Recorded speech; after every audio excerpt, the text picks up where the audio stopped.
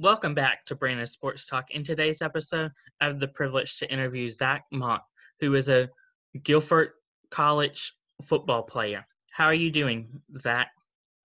I am pretty good, Brandon. We're, hanging out, waiting out this whole coronavirus thing and hoping we can get back to reality soon. So, Yeah, I know that's hard. yeah.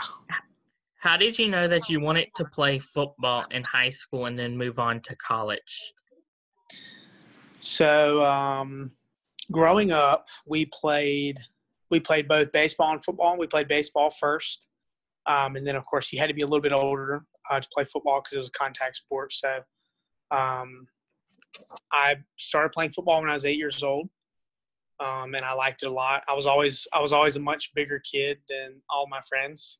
So football was kind of football came natural, and I was relatively good at it because I was so much bigger than most of the other kids. So I played Pee Wee football and went on to middle school, and of course I knew when I was in eighth grade, I knew that I wanted to play in college, and so when I was in eighth grade, middle school, I knew that I was going to play in high school. That's what I grew up probably 2 minutes from Aycock, Charles B. Aycock, where I went to high school, and we always went to the football games growing up, and so I knew from very young age that I wanted to play for Aycock when I was in high school, and then once I was in high school, and I realized that it was a possibility that I could go play in college. That's really when I really wanted to go play in college. So, What are some of your accomplishments that you have achieved so far? In college? Yes. So I well, for one, in football, I'm a starter. So I about midway through my sophomore year, I earned the starting job. I'm a right tackle, so I earned the starting job midway through sophomore year, and then this past year, which was my junior year, I started the entire year, and so that's one of the biggest achievements, because that's what I'm there to do, is to play, and so to be able to be one of the guys that I felt like my coach could rely on was a big achievement. And then also my first, most semesters I've been there, my first year there, I was in ODAC Academic All Conference. So that's the Old Dominion Athletic Conference we play in. My GPA was high enough, and I was selected to be on the Old Dominion Athletic Conference All Academic team, which is nice. I like to be on the football All ODAC team, but academic was nice too. And so, yeah, that's and this past year I was chosen to be on the head coach's player council, which is a council of, I believe, 12 or 13 guys that are head coach picks. And we kind of help get to make some of the decisions for our team as far as like practice times, disciplinary actions. When guys do what they're not supposed to, we kind of get to help decide, what we think is best for them.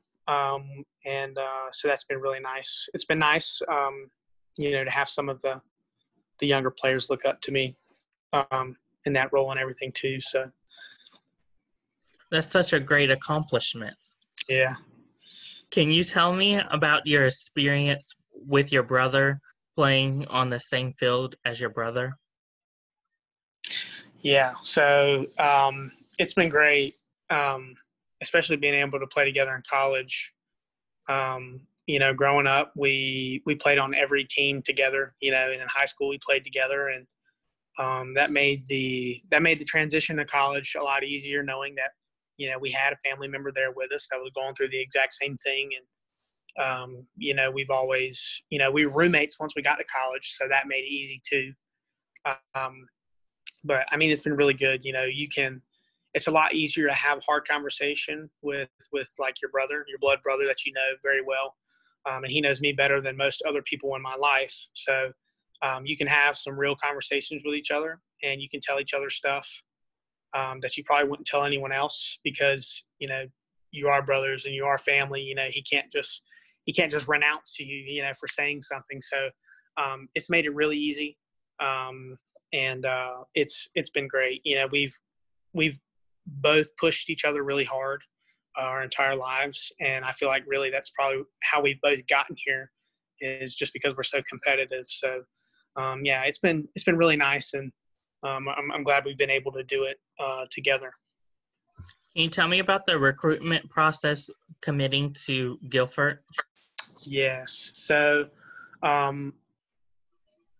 recruiting was a little different for us. So Guilford College is a Division III program. So that means that the athletic department is non-scholarship, which means that the athletic department doesn't have money to give out to try and get players to pay for players' tuition. So the athletic department cannot pay for tuition, but the school can offer a larger amount of financial aid for you to come and play sports there. So I think one of the biggest misconceptions is that you're not you don't get any money to go to school when really coaches find a way for you to get there. And so recruiting we were recruited by one Division II school and two Division III schools. We were offered one scholarship, and that was to the Division II school. And so, but we knew that we wanted to stay close to home. The other two schools, one of them was Avery University in Virginia, which was out of state. And then another one was St. Andrews University in Laurinburg, North Carolina, which was about the same distance as Guilford is from home. But, we visited Guilford. We had visited all the other schools, and Guilford was actually the last school we visited. And we got there, and it was just it was an old historic campus with a well-established football program. And that's really where we got there, and we felt right at home. And that's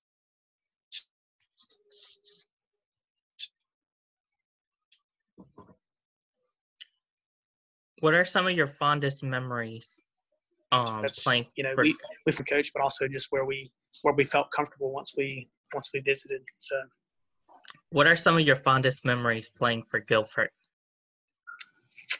let's see. Probably all of the 5 a.m. freezing cold mornings in the winter during conditioning. Everybody gets out there early, and we're all in our sweatpants and sweatshirts, and everyone's kind of tired because maybe they stayed up doing homework or something, and but we're everybody's just out there doing what they're told. And probably one of my fondest memories though is this past year we played our first game of the year in Montgomery, Alabama. And so what we did was our game was on a Saturday, midday on Saturday. And we left on a Thursday afternoon, and we rode down, and we stayed in Georgia Thursday night. Then we got up Friday, and we drove the rest of the way down. I'm sorry, not Montgomery, Birmingham, Alabama. We rode down from Georgia all the way down to Birmingham, and we stayed down in Birmingham Friday night. And, man, we got out there on Saturday, and I went outside, and we lined up to stretch, and I was just drenched in sweat. I mean, it was 100 plus outside. First game of the year in August, or I'm sorry, it was September at that point. And I mean, it was a great experience traveling down there. But I mean, that game, I have never been so hot in my life. So that's probably my fondest memory was playing the game and just getting back on the bus, and everyone just kind of looked around and thought like, I'm never coming back here again. It was just so hot. So yeah, it was fun. I'll remember that for a long time. Where are some of your favorite places that you've played at? Good question. So we, a lot of places. So we play, most of the schools in our conference are in Virginia. We're one of the only schools in North Carolina. But non-conference games, the furthest that I've ever been was down to Birmingham, Alabama. But we play against Methodist University in Fayetteville. And I enjoy playing there really because it's the closest game that we get to play to home. So a lot of my family is able to go down there and watch those games whenever we do go and play there. And then so let's see, there's Birmingham, there's Fayetteville. Trying to think. We play.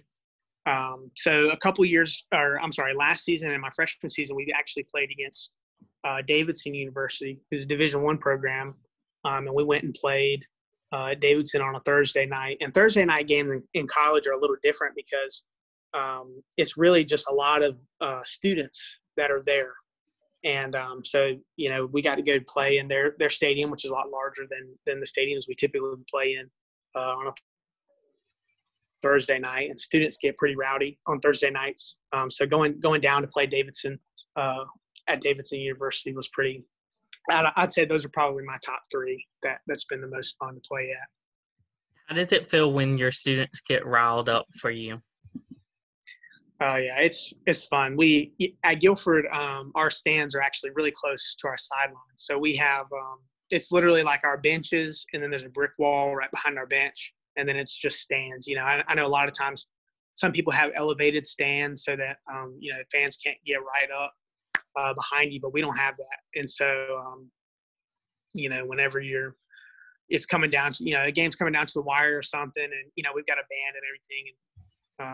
When the game's coming down to the wire and, it's a big third down or big fourth down or something like that, it's really nice to know, to hear them back there and to have them know that they're there for you and stuff like that. So it's a pretty good feeling when you're out on the field. Sometimes you can't hear, calls or plays or anything like that because it's so, so loud, but it is nice to know they're there.